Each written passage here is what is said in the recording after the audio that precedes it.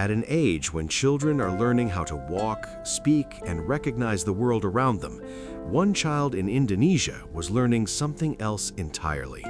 He was learning how to smoke cigarettes. This was not a staged video, a movie scene, or a social media prank. It was real, and it happened in front of adults who did not try to stop it. The footage shocked the world because it violated something universal. Across cultures and borders, childhood is supposed to be protected. Yet here, a toddler calmly inhaled cigarette smoke as if it were normal behavior. This moment forced millions of viewers to confront an uncomfortable question. How could this happen in a modern country in plain sight without intervention? Indonesia is often associated with warmth, family values, and community. It is the world's fourth most populous nation and the largest Muslim-majority country on Earth. But behind this image lies a complex relationship with tobacco, poverty, and normalization that would eventually allow something unthinkable to occur.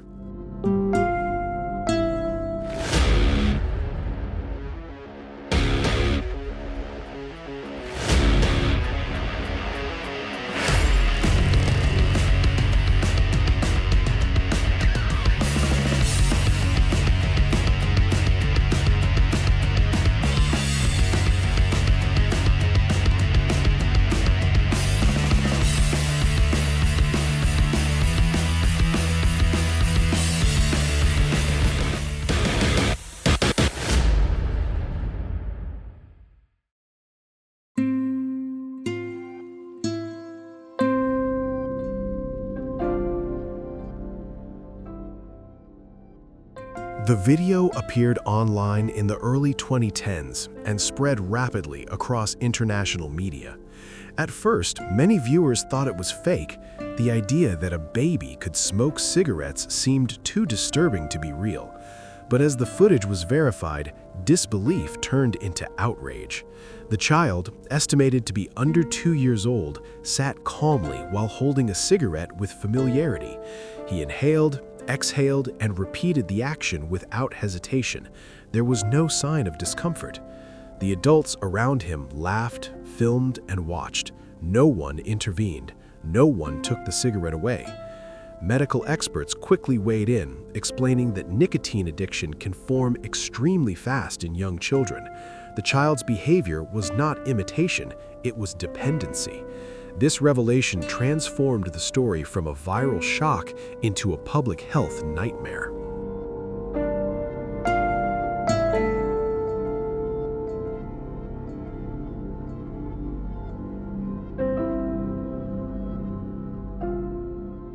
When journalists traveled to the child's village, they expected resistance or shame.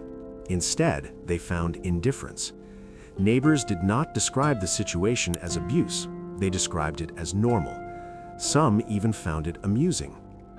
According to reports, the child cried violently when cigarettes were taken away. He became aggressive and restless, showing classic symptoms of withdrawal. Adults interpreted this as stubborn behavior rather than addiction. To them, cigarettes were not dangerous objects, they were everyday items. This moment revealed a deeper issue. The problem was not just one family or one child. It was a culture in which smoking had been normalized to such an extent that its dangers were no longer recognized, even when it involved infants.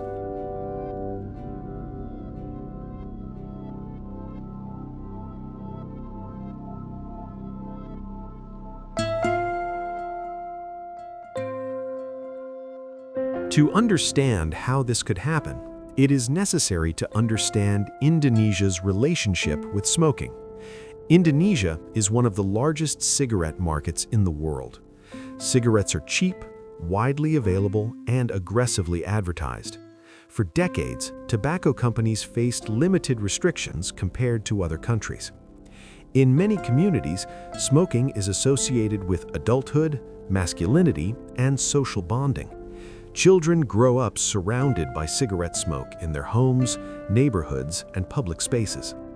Warning labels and education campaigns were historically weak, especially in rural areas. As a result, cigarettes were not viewed as a serious threat. They were viewed as part of daily life.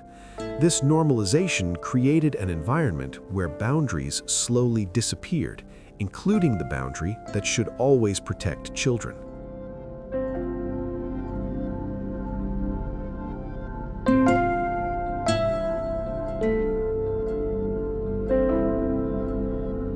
The child at the center of this story did not come from privilege. He came from a poor background where access to education and healthcare was limited. In such environments, misinformation spreads easily and harmful behaviors can be passed down without challenge. Many parents were never taught about nicotine addiction or long-term health damage. Some believed cigarettes helped calm children. Others believed early exposure was harmless. Without guidance, danger became routine. This was not cruelty driven by intent. It was neglect driven by ignorance, shaped by poverty and reinforced by social norms. It was only after international media attention intensified that authorities intervened. Government officials and medical professionals stepped in to remove the child from public exposure and begin treatment. Cigarettes were taken away and rehabilitation began. The process was not easy. The child resisted. The addiction had already taken hold. Doctors warned that early nicotine exposure could cause long-term damage to brain development, behavior, and overall health. This intervention raised a troubling question. If the world had not been watching, would anything have changed? And how many similar cases never reached a camera?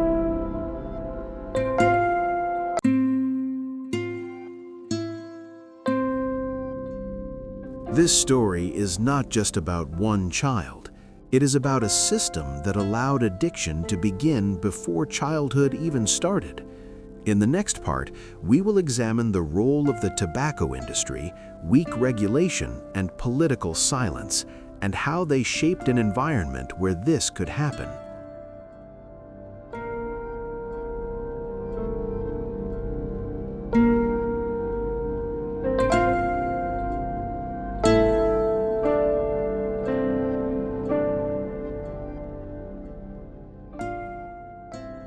The story of a smoking baby shocked the world, but focusing only on that moment misses the larger truth. That child did not grow up in isolation. He was born into a country shaped by contradictions, beauty and hardship, tradition and exploitation, unity and deep division. To understand how something so extreme could happen, we must step back and look at Indonesia itself. Indonesia is not one place. It is a nation of more than 17,000 islands spread across the equator. It stretches farther than most people realize, spanning a distance greater than the continental United States.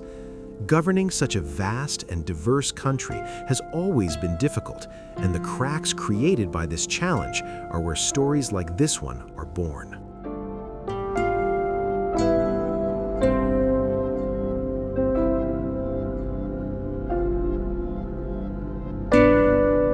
Indonesia was never meant to be a single country in the way many nations are. It is a collection of islands, cultures, languages, and identities brought together under one flag. More than 700 languages are spoken across the archipelago. Entire communities live lives completely disconnected from the capital, Jakarta. In theory, the government governs equally across the nation. In reality, development is uneven. Some regions enjoy modern infrastructure, education, and healthcare, while others remain isolated and underfunded. In remote villages, government presence can feel distant or non-existent. Laws exist on paper, but enforcement fades with distance. This imbalance creates invisible zones where harmful practices can continue unchecked, not out of malice, but out of neglect. Indonesia's modern struggles cannot be separated from its colonial past. For more than 3 centuries, the Dutch controlled the islands, not to build a nation, but to extract wealth. Spices, labor, and resources flowed outward, while development rarely flowed inward. When independence finally arrived in 1945, Indonesia inherited borders without unity and systems without stability. The new nation was forced to govern massive diversity with limited experience and fragile institutions. Many colonial economic structures remained intact, including industries built on exploitation rather than public health. Tobacco, like many colonial-era industries, became deeply embedded in the economy long before the dangers were fully acknowledged.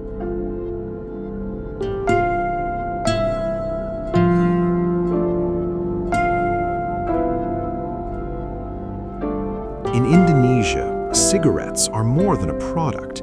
They are a social symbol. Smoking is associated with adulthood, masculinity, and social belonging. In many communities, refusing a cigarette can even be seen as disrespectful. For decades, tobacco companies shaped this perception through advertising and sponsorships. Billboards, sports events, concerts, and street vendors all reinforced the idea that smoking was normal and harmless. Unlike many countries, Indonesia historically allowed cigarette advertising to remain widespread and highly visible. Children grew up watching adults smoke everywhere. Over time, the line between adult behavior and child exposure disappeared. Indonesia's government has often walked a careful line between public health and economic pressure. The tobacco industry provides jobs, tax revenue, and political influence.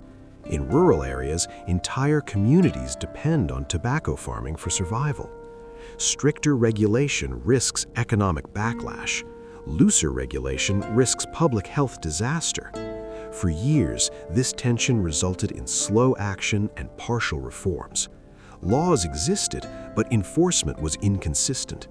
Awareness campaigns existed, but they rarely reached the most vulnerable communities.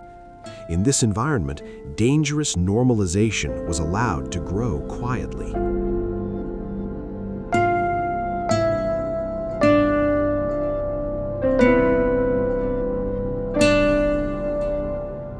Millions of Indonesian children grow up surrounded by cigarette smoke every day. In homes, markets, and public spaces, smoking is common and largely accepted. For many children, exposure begins before birth and continues throughout childhood. This constant exposure blurs boundaries.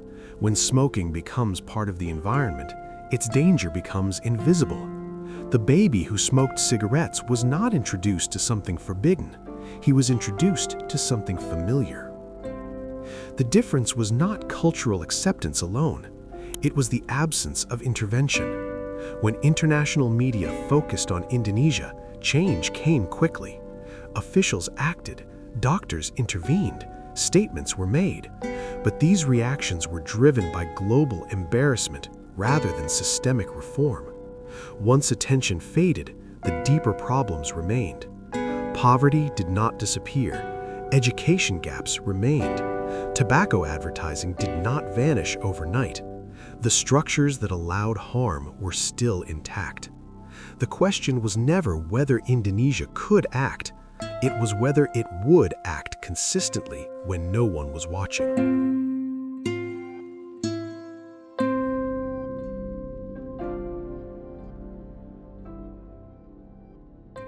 Indonesia today stands at a crossroads. It is a rising regional power with a young population and massive potential. At the same time, it struggles with inequality, public health challenges, and the legacy of normalization. The story of the smoking baby exposed something raw and uncomfortable, not just about one child, but about how a nation balances tradition, economy, and responsibility. Indonesia is not unique in this struggle, but the extreme nature of this case forced the world to look closer.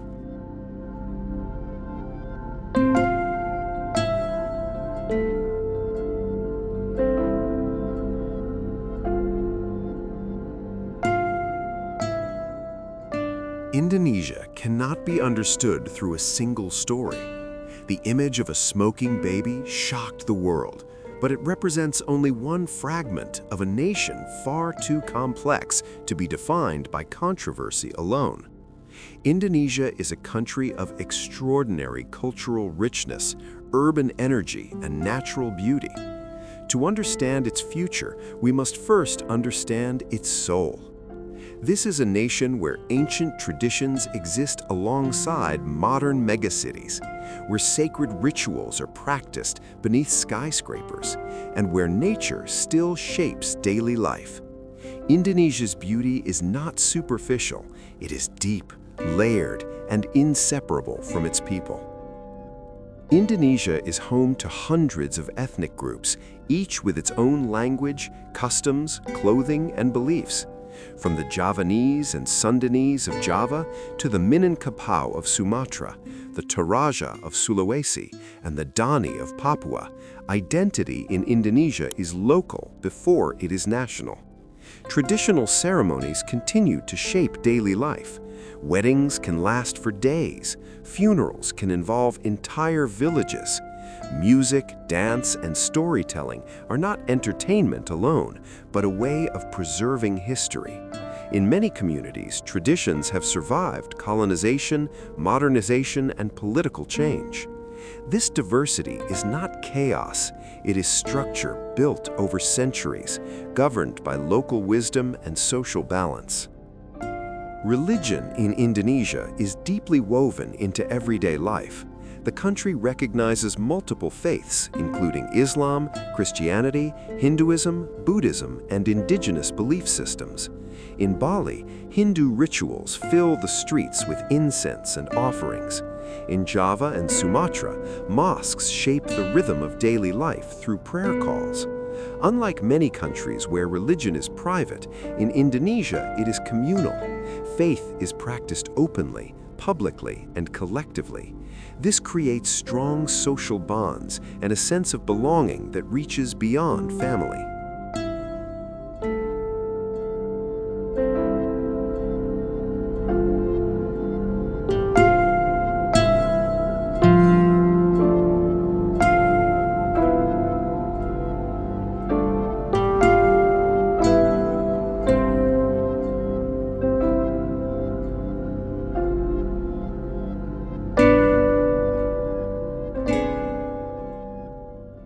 Indonesia's cities reflect its rapid transformation.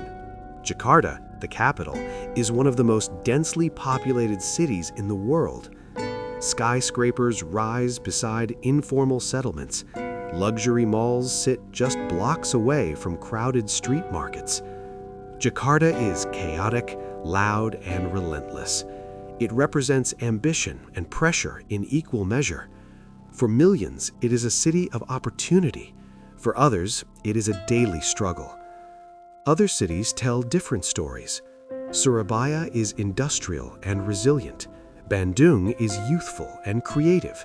Yogyakarta is cultural and academic, often considered the heart of Javanese tradition. Each city reflects a different aspect of Indonesia's identity. Indonesia's natural beauty is unmatched. Volcanic mountains rise through clouds, rainforests stretch for miles. Coral reefs thrive beneath clear waters. This geography has shaped how people live, what they eat, and how they think. Rice terraces in Bali are not just landscapes, they are engineering systems built centuries ago. Fishing villages depend on tides passed down through generations. Volcanoes provide fertile soil, but also constant danger. Nature in Indonesia is not distant, it is present, powerful, and unavoidable.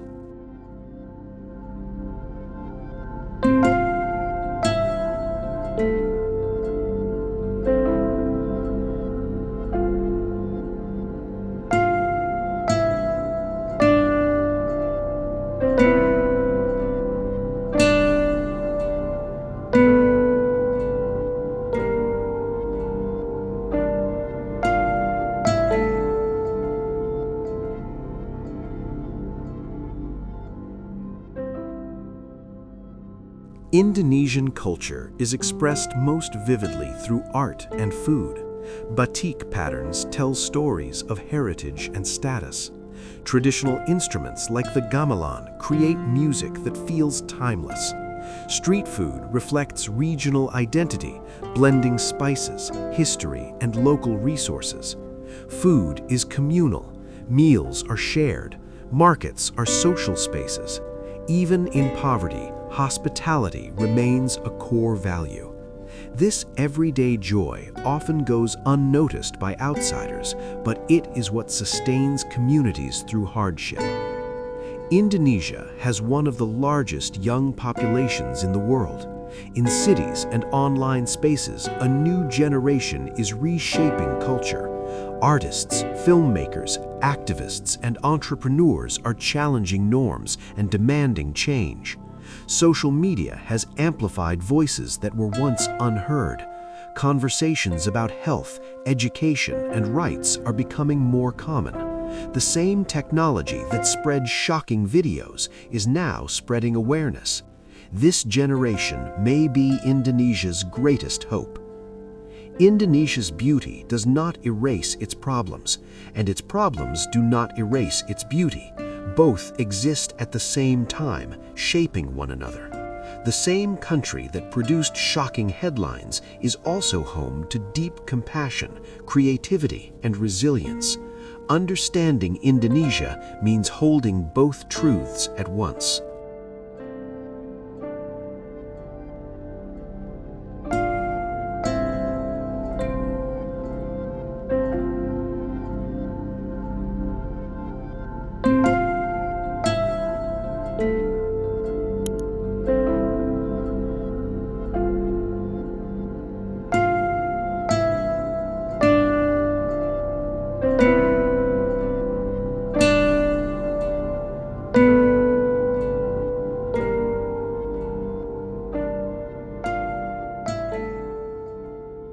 In the years that followed, Indonesia took steps forward. Public awareness increased, health warnings became more visible. Discussions about child protection and tobacco regulation grew louder.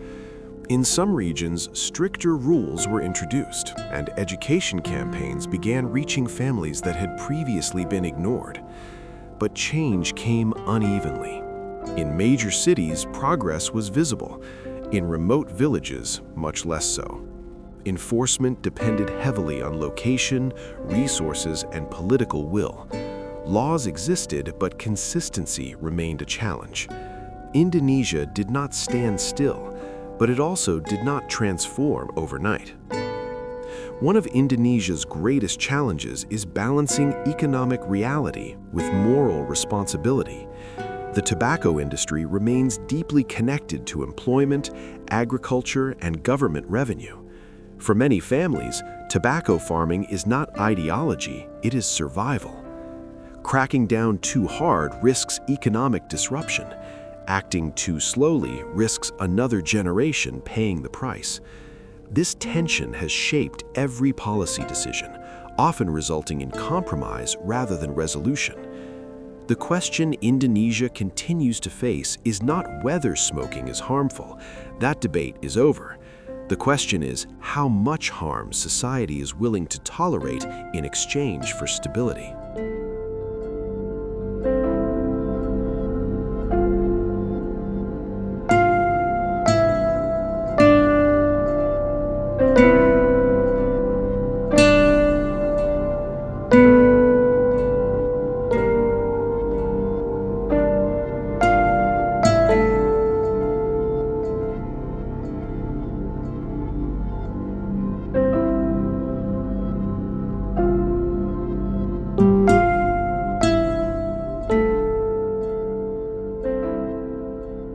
Every society is ultimately judged by how it treats its children, not in speeches, not in slogans, but in everyday reality. Access to education, access to healthcare, protection from exploitation, protection from neglect. The child who once shocked the world became a symbol not because he was unique, but because he was visible.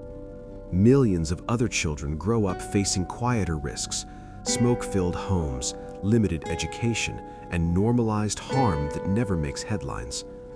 Progress is not measured by outrage, it is measured by prevention.